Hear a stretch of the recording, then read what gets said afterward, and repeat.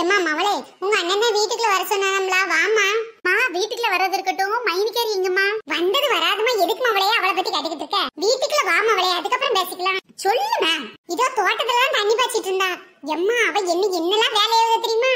தோட்டத்துல தண்ணி தானே பாய்ச்சிட்டு இருக்காவ. இரு நான் பாத்துட்டு வரேன். அதான் நீ வந்தன அண்ணன் சொன்னாம்ல, அவ வீட்டுக்குள்ள வருவாள்ல. எம்மா நான் வந்து தெரிஞ்சுக்கிட்டே மைனிகேரி வராம வெளியிலே நிப்பாவ. உள்ள கூட்டிட்டு போனா தானே காப்பி கீப்பி போட்டு தர சொல்ல முடியும். நீ என்ன போட்டா தரப்பற? அதுவும் சரிதான், நமக்கு வேலை செய்யறதுக்கு ஒரு ஆள் வேணும்ல, அவளை கூட்டிட்டே வா. மைனி நீங்க எங்க இருக்கீங்க? நாத்தே நான் இங்க தான் இருக்கேன். ஹாய் மைனி.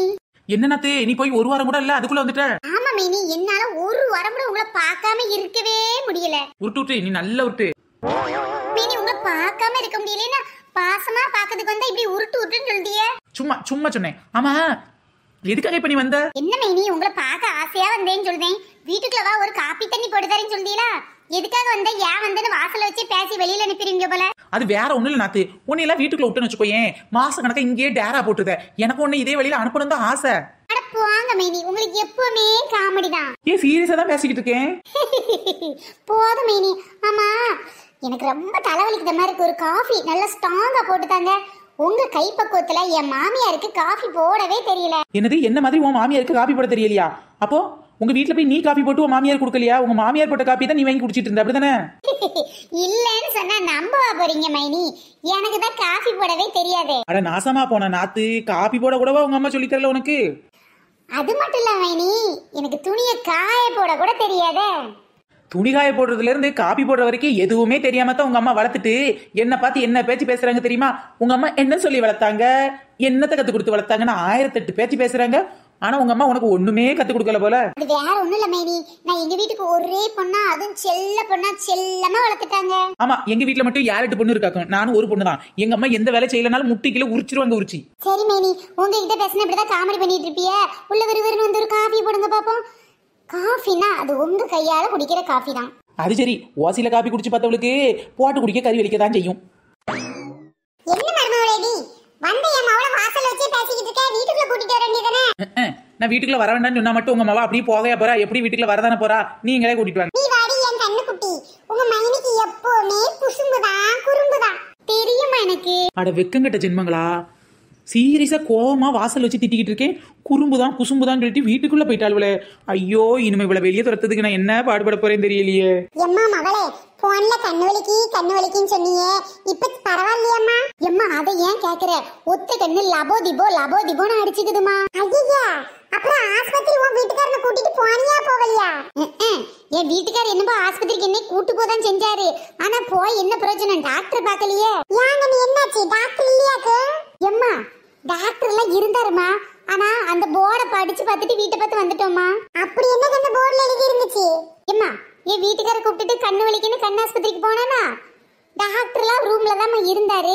ஆனா டாக்டர் ரூமுக்கு மேல ஒண்ணு எழுதி போட்டு இருந்துச்சு. அதை படிச்சு பார்த்துட்டு அப்படியே வீட்டுக்கு வந்துட்டேமா. கிறுக்கி சொன்னதே சொல்லிக்கிட்டு இருக்கியே, அப்படி என்னதான் எழுதி போட்டு இருந்துச்சு? டாக்டர் ரூமுக்கு முன்னாடி என்ன எழுதி போட்டு இருந்துச்சுன்னா, பார்வை நேரம் காலை 9 to 12:30 அப்படின்னு போட்டு இருந்துச்சுமா. சரி அதனால என்ன இப்ப? என்னம்மா சுத்த கூறுகட்டத்தனமா காட்டிட்டு இருக்க? ஏண்டி என்னாச்சு? ஏம்மா டாக்டருக்கே காலையில 9 to 12 தான் கண்ணு தெரியுமா. அவர்கிட்ட போய் பார்த்தா எப்படி? அதான் வேற ஆஸ்பத்திரி போகணும்னு வீட்டை பார்த்து வந்துட்டான்.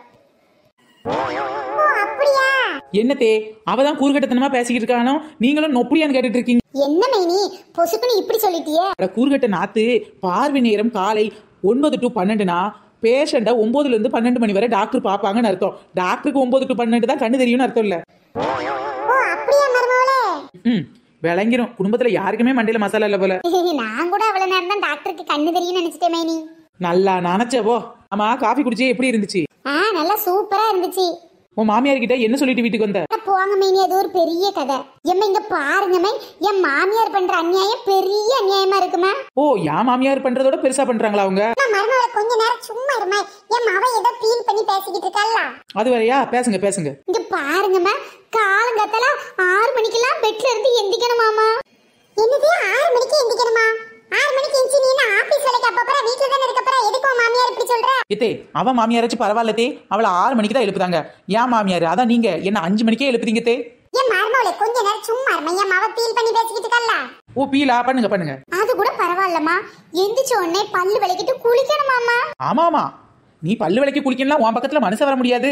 எல்லாம் ஒரு தற்காப்புக்காக தான் உங்க மாமியார் சொல்லியிருப்பாங்க. சரி அடுத்து என்ன மவளை செய்ய சொல்லுதா உங்க மாமியாரு? ஏன் உங்க மாமியார் என்ன கை கால் விளங்காம பக்கவாதத்துல படுத்து கிடக்கா? அவ காபி போட மாட்டாளா? நீ தான் அவளுக்கு போட்டு கொடுக்கணுமா? அது வீட்ல இருக்க எல்லாருக்கும் போட்டு கொடுக்கணுமா? ஓகோ அப்படி போதா கதை. ஏத்தே உங்களுக்கு என்ன பக்கவாதமா இருக்கு இல்ல முடக்கவாதம் இருக்கா? என்ன மருமகளே என்ன பத்தி இப்படி கேக்குற? ஓங்கி அடிச்சா 1 டன் வெயிட். பாக்குறியா?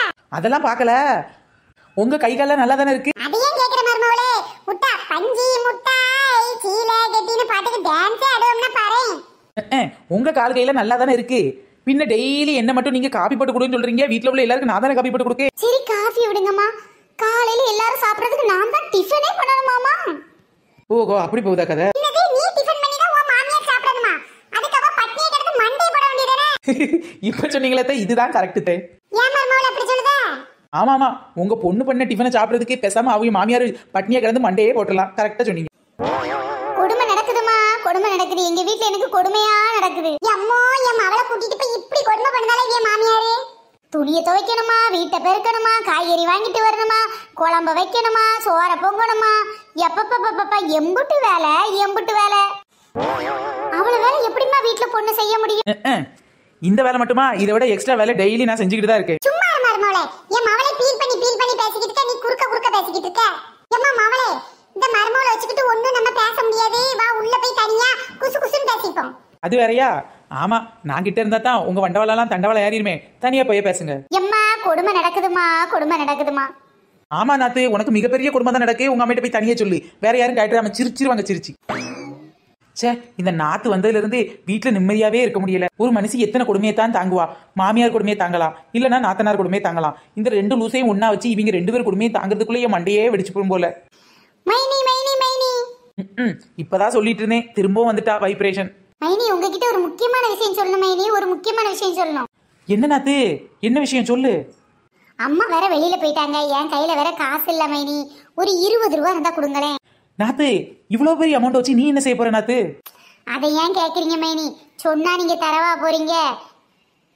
பரவாயில்ல நாத்து, நீ எதுக்குன்னு சொல்லு, நான் கண்டிப்பா தருவேன். அப்படி எதுக்குன்னு சொல்லலாம் தரவே மாட்டேன் பாத்துக்க. என்ன மைனி இப்படி சொல்லிட்டீங்க? எனக்கு தேவை காசு. நான் உண்மையை சொல்லியே வாங்கிக்கிறேன் மைனி. பரவாயில்லையே, நம்ம நாத்தனாக்காரி உண்மையை சொல்றாளா? நம்ப முடியலையே. அதுவா மைனிக்காரி, வீட்டுக்கு வெளியில நம்ம தெரு ஓரத்துல ஒரு தாத்தா நிக்காரு, வயசான தாத்தா.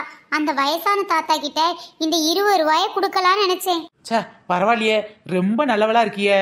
20 ரூபாய் இல்ல, உனக்கு 50 ரூபாய் தரேன் நாத்து. என்ன மதனி சொல்றீங்க? 50 ரூபாயா? ரொம்ப தேங்க்ஸ் மதனி.